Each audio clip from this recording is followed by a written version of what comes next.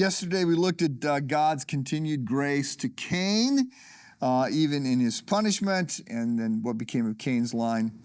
That led us into Genesis chapter 5, where we have these genealogies. It takes work to unpack the genealogies, but God put them there.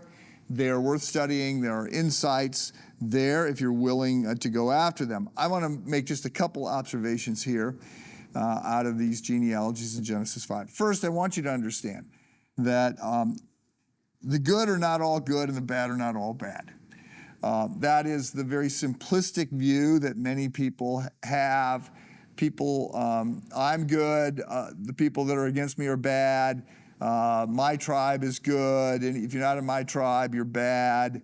That's just not the way it works. For one thing, the good are not perfect, and another thing, the bad, even the bad, are made in the image of God and have value.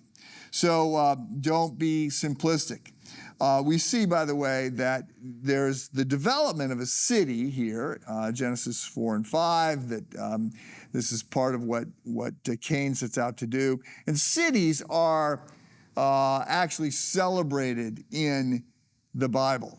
We sometimes have this Rousseauian view, the Romantics, this idea that, that nature is pure and idyllic and pristine, and the closer we are to nature, the better we are. A farmer's better than a banker, right?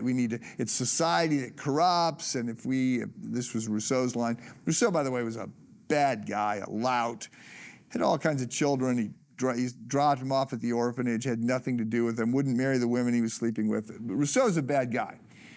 Living in the city, he might blame the city, but that's not a scriptural view. For one thing,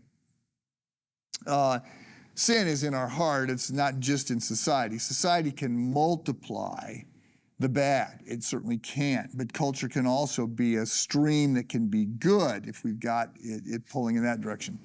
But cities get celebrated. So we see when God sends the people into Canaan, he commands them to build, the people of God, commands them to build cities. When they're in Babylonian exile, he says, love the city in which I placed you. There's a sense in Jonah, in the book of Jonah, that God loves the city of Nineveh, even though it's full of corrupt people, that there's a sense in which the city is a good thing. A city is a place of culture. A city is a place of art. We see this musicians and other things. God made us in his image. As he's a creator, we can be creative, and cities can be creative places of flourishing. And by the way, there's an argument to be made that when you read in Revelation chapter 20, 21, that heaven is described as a big city, place of activity. So, lots there. Let me go back to my main point here, and that is that two lines emerge, and they are mixed. The bad are not exclusively bad. The good are not exclusively good. Every person has value.